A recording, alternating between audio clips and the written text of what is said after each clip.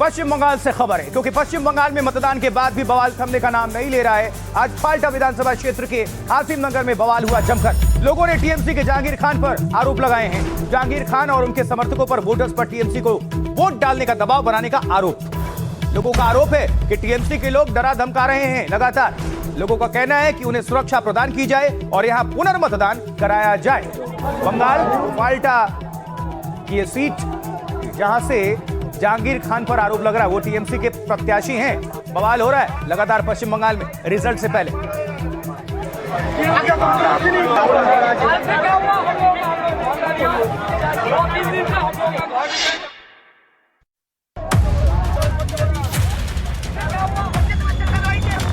जहांगीर खान का आदमी जो बोल रहा है कि यहाँ के लड़कियों को रेप करेंगे।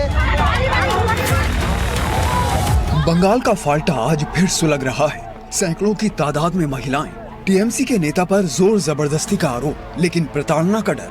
इन तस्वीरों में गुस्सा भी है और आंखों में दहशत भी। हासिम नगर के निवासियों का आरोप है कि लोकतंत्र के खलनायक अब उनके घरों तक पहुंच रहे हैं। जो टीएमसी नेता जहांगीर खान का करीबी स्थानीय पंचायत नेता है, उसके गुर्गों पर घर घर जाकर धमकाने और हमला करने के गंभीर आरोप लगे हैं। उनको टीएमसी को वोट दिया था, टीएमसी को वोट दिया था, फिर क्यों हम पर हमला किया? क्यों हमला किया? हमको काट रहा है, मार रहा है, क्यों? जहांगीर खान का आदमी जो बोल रहा है कि यहाँ के लड़कियों को रेप करेंगे, मारेंगे, काटेंगे अगर तृणमूल को वोट नहीं दिया तो। हमारा यहाँ पे मैक्सिमम लोग है जो वोट नहीं दिया, फिर भी हम लोगों को टॉर्चर कर रहा है। लगातार दूसरे दिन जारी विरोध में प्रदर्शनकारियों की दो टूक मांग, आरोपियों पर कार्रवाई और पुनर्मतदान। इस दौरान हंगामे के दौरान नोकझोंक जैसे भी हालात बने। हालात को देखते हुए इलाके में केंद्रीय बलों की बड़ी टुकड़ी तैनात की गई है। सुरक्षा कड़ी, निगरानी बढ़ाई गई। एहतियात के तौर पर सीआरपीएफ का बख्तरबंद वाहन भी लगाया गया है।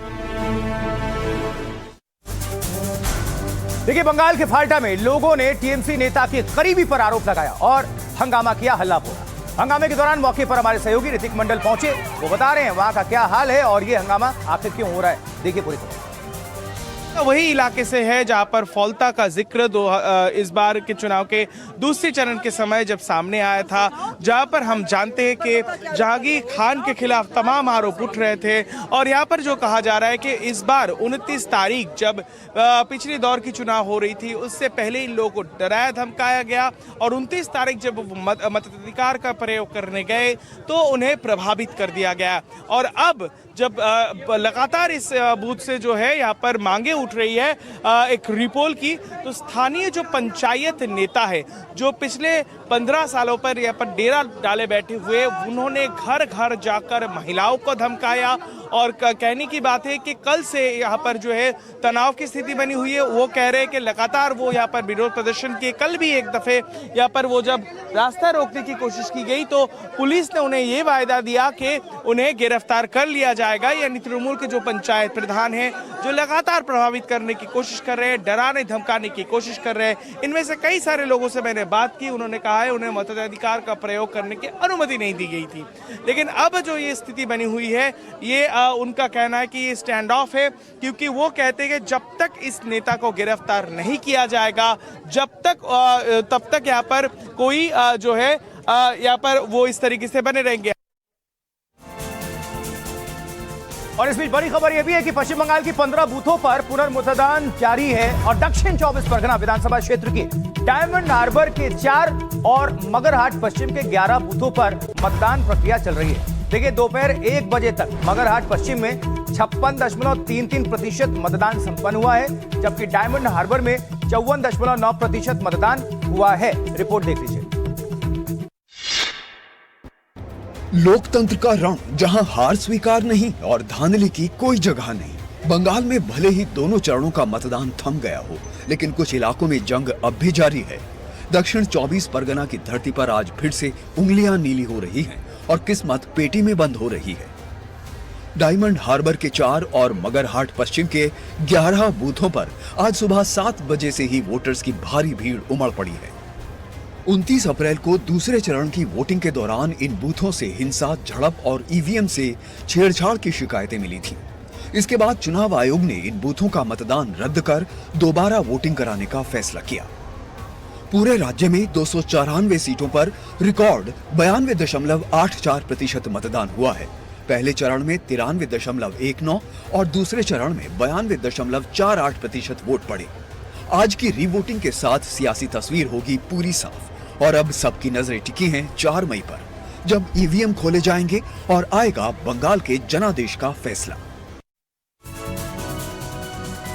देखिए, एक और बड़ी खबर आ रही है। मतगणना की तैयारियों के बीच आज सुप्रीम कोर्ट से टीएमसी को बड़ा झटका लगा है। जी, ये ब्रेकिंग न्यूज, बड़ी खबर। चुनाव की निगरानी के लिए केंद्र के अधिकारियों की तैनाती पर तृणमूल कांग्रेस ने ऐतराज जाहिर किया था, लेकिन सुप्रीम कोर्ट ने कहा कि इलेक्शन कमीशन को अपने अधिकारी चुनने के अधिकार हैं, हक है। कोर्ट ने कहा कि चुनाव आयोग ने कुछ भी गलत नहीं किया है, सरकारी अधिकारियों पर भरोसा करना ही होगा। साथ ही कोर्ट ने कहा है कि चुनाव आयोग के सर्कुलर का पालन किया जाना चाहिए और किया जाए। सुप्रीम कोर्ट ने तृणमूल कांग्रेस की उस याचिका पर कोई आदेश देने से इनकार कर दिया जिसमें पश्चिम बंगाल के वोटों की गिनती के लिए केंद्र सरकार और पीएसयू कर्मचारियों की तैनाती को चुनौती दी गई थी, जिस पर कोर्ट ने साफ कर दिया कि मतगणना कर्मियों की नियुक्ति चुनाव आयोग के अधिकार क्षेत्र में आती है। अपने फैसले में कोर्ट ने कहा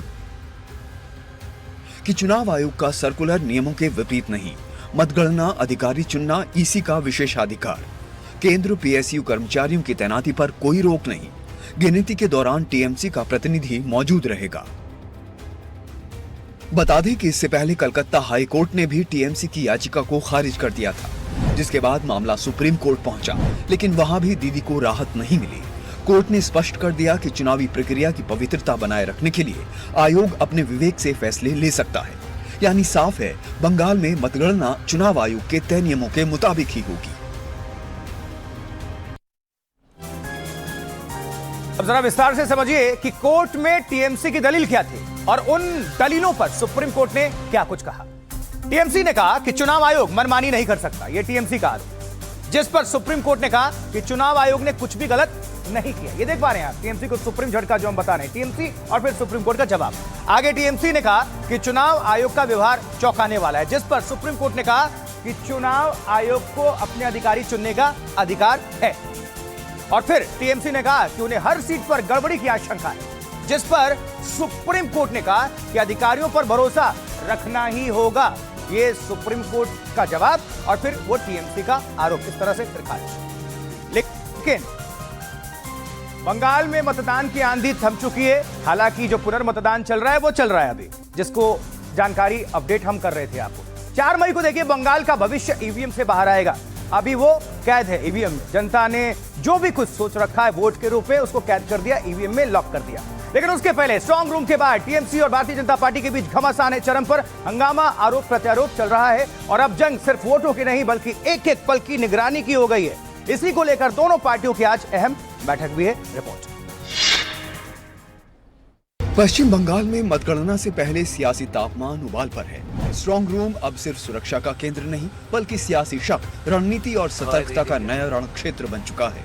नतीजों से 48 घंटे पहले बीजेपी और टीएमसी दोनों ही खेमों में वॉर रूम एक्टिव हो गए हैं। बीजेपी कोलकाता में एक अहम रणनीतिक बैठक कर रही है, जिसमें केंद्रीय नेतृत्व की ओर से सुनील बंसल, भूपेंद्र यादव शामिल हैं, जिसमें ये तय होना है कि कौन कहां तैनात रहेगा, किसकी क्या जिम्मेदारी होगी और हर राउंड पर कैसे नजर रखी जाएगी।